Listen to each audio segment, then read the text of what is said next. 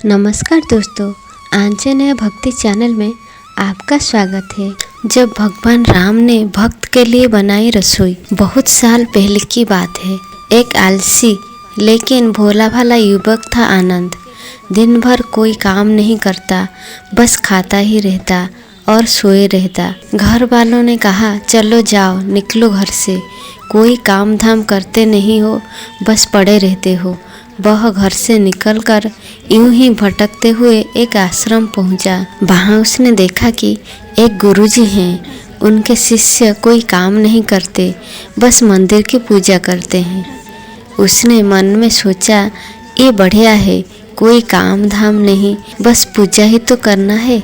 गुरुजी के पास जाकर पूछा, क्या मैं यहाँ रह सकता हूँ? गुरुजी बोले, हाँ, क्यों नहीं। तब आनंद बोला, लेकिन मैं कोई काम नहीं कर सकता हूँ। तब गुरुजी ने उत्तर दिए, कोई काम नहीं करना है, बस पूजा करनी होगी। आनंद बोला, ठीक है, वह तो मैं कर लूँगा। अब आनंद महाराज आश्रम में रहने लगा।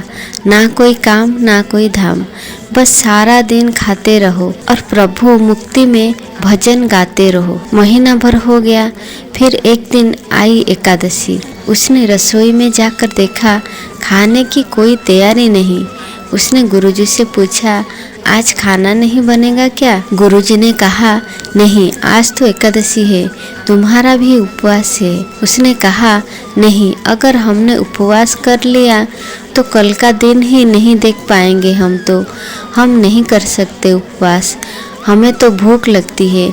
आपने पहले क्यों नहीं बताया? गुरुजी ने कहा, ठीक है, तुम ना करो उपवास, पर खाना भी तुम्हारे लिए कोई और नहीं बनाएगा, तुम खुद बना लो। अब आनंद बेचारा मरता क्या ना करता। गया रसोई में। गुरुजी फिर आए, बोले, देखो, अगर तुम खाना बना लो तो राम जी को भोग जरूर लगा लेना और नदी के उस पार जाकर बना लो रसोई। ठीक है गुरुजी, बोलकर आनंद लकड़ी, आटा, तेल, घी, सब्जी लेकर आनंद नदी के उस पार चले गए। जैसा तैसा खाना भी बनाया। खाने लगा तो याद आया, गुरुजी ने कहा था कि राम जी को भोग लगाना है। लगा भजन गाने, आओ मेरे राम जी, भोग लगाओ जी, प्रभु राम आइए, श्री राम आइए, मेरे भोजन का भोग लगाइए। कोई ना आया तो आनंद बेचैन हो गया कि यहाँ तो भूख लग रही है और राम जी आ ही नहीं रहे हैं। भोला मानस जानता नहीं था कि प्रभु साक्षात तो आएंगे नहीं, पर गुरुजी की बात मानना जरूरी है। फिर उसने कहा, देखो प्रभु राम जी, मैं समझ गया कि आप क्यों नहीं आ रहे हैं। मैंने रूखा सूखा बनाया है और आपको तरमेल खाने की आदत है, इसीलिए नहीं आ रहे हैं। तो सुनो प्रभु, आज वहाँ भी कुछ नहीं बना है, सबको एकादशी है, खाना हो तो ये भोग ही खा लो। श्री राम अपने भक्त की सरलता पर बड़े मुस्कुराए और माता सीता के साथ प्रकट हो गए। भक्त असमंजस में, गुरुजी ने तो कहा था कि राम जी आएंगे और यहाँ तो माता सीता भी आई है और मैंने तो भोजन बस 2 लोगों के लिए बनाया है। चलो कोई बात नहीं, आज इन्हें ही खिला देते हैं। बोला, प्रभु मैं भूखा रह गया, लेकिन मुझे आप दोनों को देख बड़ा अच्छा लग रहा है। लेकिन अगली एकादशी पर ऐसा ना करना, पहले बता देना कि कितने जन आ रहे हो, और हाँ, थोड़ा जल्दी आ जाना।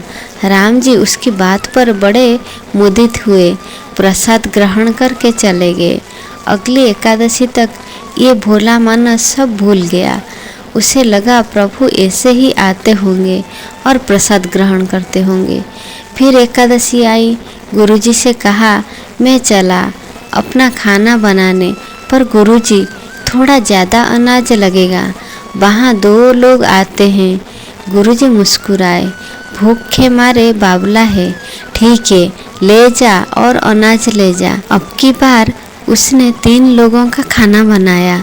फिर गुहार लगाई, प्रभु राम आइए, सीता राम आइए, मेरे भोजन का भोग लगाइए। प्रभु की महिमा भी निराली है। भक्त के साथ कौतुक करने में उन्हें भी बड़ा मजा आता है। इस बार वे अपने भाई लक्ष्मण, भरत, शत्रुघ्न और हनुमान जी को लेकर आ गए। भक्त को चक्कर आ गए, ये क्या हुआ, एक का भोजन बनाया तो 2 आए, आज 2 का खाना ज्यादा बनाया तो पूरा खानदान आ गया। लगता है आज भी भूखा ही रहना पड़ेगा। सबको भोजन लगाया और बैठे बैठे देखता रहा। अनजाने में ही उसकी भी एकादशी हो गई। फिर अगली एकादशी आने से पहले गुरुजी से कहा, गुरुजी ये आपके प्रभु राम जी अकेले क्यों नहीं आते?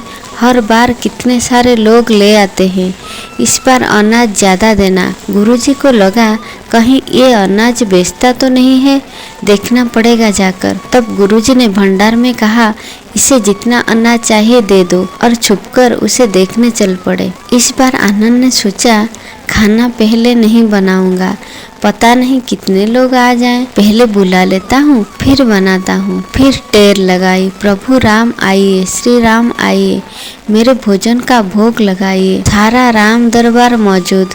इस बार तो हनुमान जी भी साथ आए, लेकिन ये क्या, प्रसाद तो तैयार ही नहीं है।